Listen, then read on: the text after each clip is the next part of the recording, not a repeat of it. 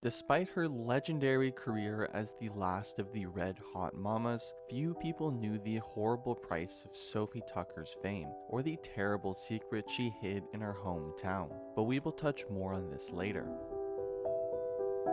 Sophie Tucker was born Sofia Kalish in 1886 in modern-day Ukraine. From the beginning, her life was very dramatic. Shortly after she was born, her family fled the covers of darkness, arriving in Boston in 1887. But even after traversing half a continent and an ocean, Tucker's family couldn't escape their past. Once they arrived in America, Tucker's family had to undertake more drastic actions to conceal their escape. As it turns out, Tucker's father had deserted the Imperial Russian Army, likely because of his family's strong Jewish faith and traditions. Thus, they changed their name to Abusa, hoping that the authorities would lose their trail. Thankfully, they had a miracle child on their hands. Tucker's family moved to Connecticut when she was just about 8 years old and opened Ibiza's home restaurant. In between taking orders, Tucker discovered a hidden talent. She would stand in the doorway,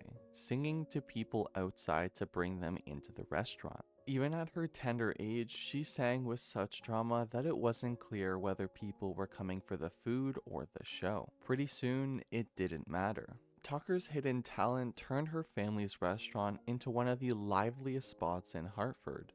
With a head full of dollar signs and a heart full of dreams, the curvy girl entered amateur singing competitions. In no time, she became an audience favorite, with crowds shouting, "Give us the fat girl." Tucker's first taste of stardom had been electrifying, but a silly teenage decision derailed her entire career. Around 1903, at the tender age of 16, Tucker eloped with a cart driver named Louis Tuck. It's not entirely clear what, beyond puppy love, prompted the rash decision, but she couldn't help keep her marriage secret for long. As soon as she returned home, Tucker's parents took her rash decision and made it official. Despite their likely disapproval of their teen daughter marrying a man with few prospects, they arranged an Orthodox marriage ceremony for the pair. If the lovebirds couldn't be wise, Sophie's parents insisted they be respectable. But another surprise was in store. Being a teen bride wasn't the only twist in Sophie's young life. Soon after getting married to Louis Tuck, Sophie discovered she was pregnant with her first and only child. She had the boy, Albert, in 1905, when she was still barely out of her own childhood years. The strain began to show immediately. In the end, what should have been the beginning of a quiet family life for Sophie turned into a nightmare of her own making. Louis Tuck did indeed have no prospects, and grinding poverty as well as her own mind-numbing boredom of her family life drove Sophie nearly mad. It was time to do something drastic once again. This time, there would be no turning back.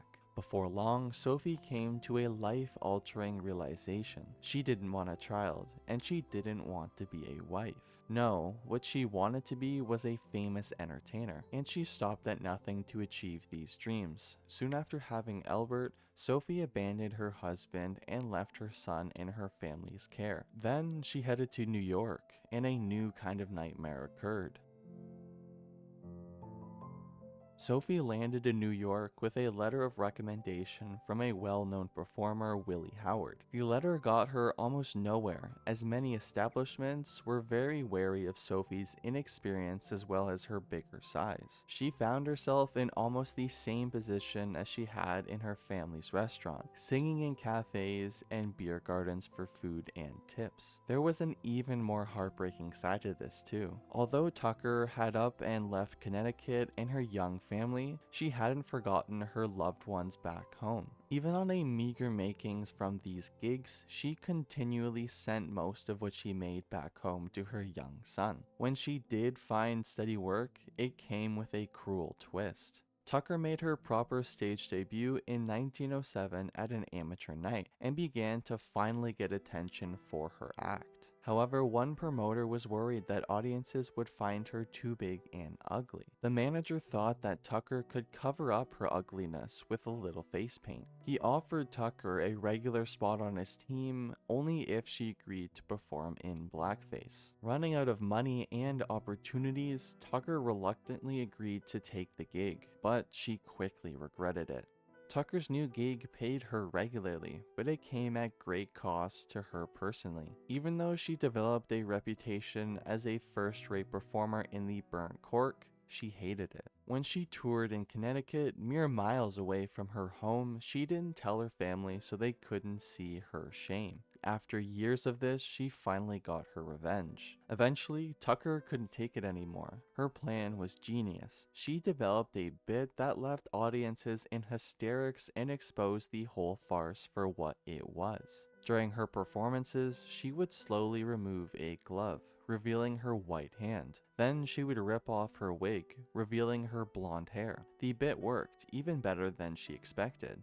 Tucker had made a fun, humorous bit out of exposing the foolishness of her racist act, but it still wasn't the act that she wanted to perform. Luckily, fate intervened. Before a big show in Boston, Tucker's makeup got lost in transit, and she had no choice but to go on stage as herself. Then again, there's another side to the story. Although the official story is that Tucker's makeup was innocently misplaced, it is very likely that she got fed up with her act and somehow lost her luggage on purpose. Considering what happened when she finally went up on stage, it certainly seemed like she couldn't have planned it better.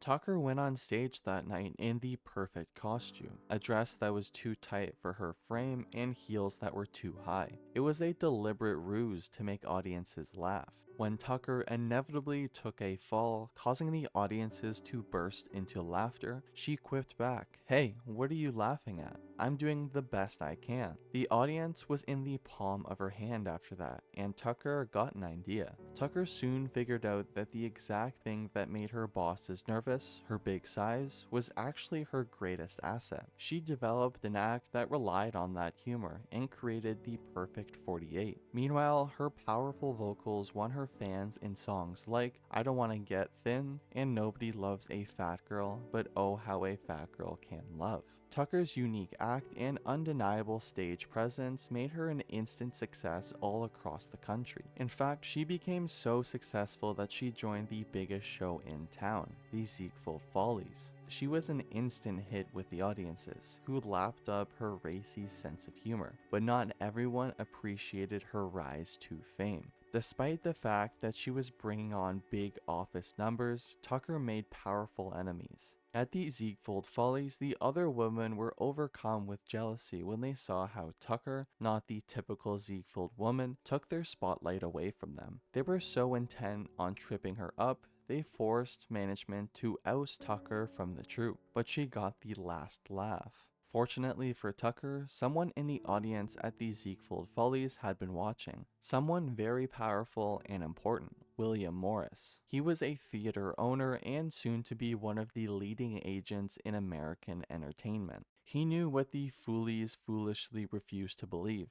Tucker was too big a star to share a stage with anyone. With Morris's support, Tucker recorded several songs. Just as predicted, she became a sensational hit and toured all over her top charted areas. Her bubbly personality and charisma made her a fan favorite wherever she went. Yet she also had some tricks up her sleeve. In a genius marketing move, Tucker sold copies of her autobiography after her concerts. If you approached her little setup and didn't buy the book, she would completely ignore you. Tucker knew her worth, and she was infamous for her brassy confidence. But if you did buy her autobiography, you got something else entirely. At her post-show merch table, Tucker would give her paying fans marriage advice, honest conversations, and memories to last. She even took down their names and addresses so that she could send them greeting cards whenever she was in town. However, there was just one person she didn't want to see again. Tucker's act had turned her into an international star, but as her celebrity ascended, her love life collapsed. collapsed. She had officially divorced Tuck in 1913, only keeping his surname because she believed it sounded better. Still, Tucker wasn't one to weep over a man for long. One of the reasons for Tucker's divorce was that she had found herself a new man. Around 1913, she began dating Frank Westphal. Especially at first, Tucker and Westphal covered up their personal relationship with their professional one, but there was no covering up their dysfunction.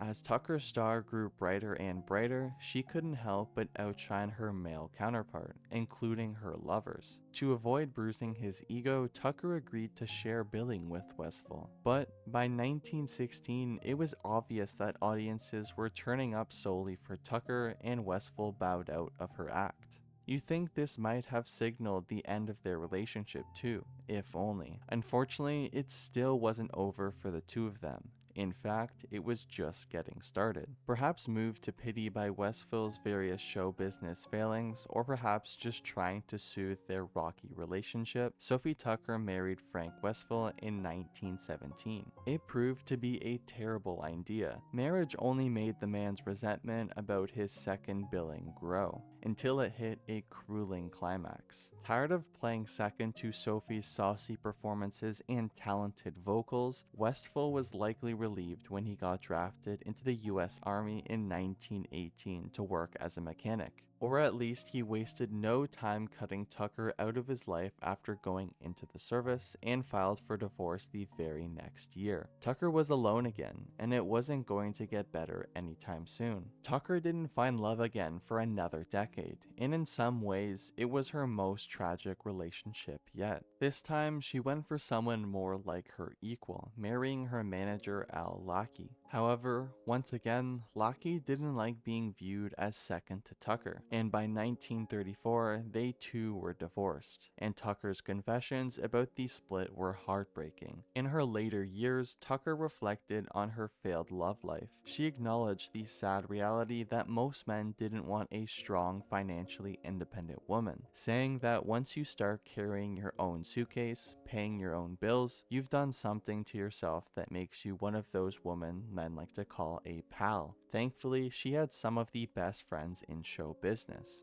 Throughout her career, Tucker developed lifelong friendships with jazz legends and black musical pioneers. Tucker learned a lot from these artists and incorporated jazz into her musical style, but her affinity for black musicians caused one more explosive moment.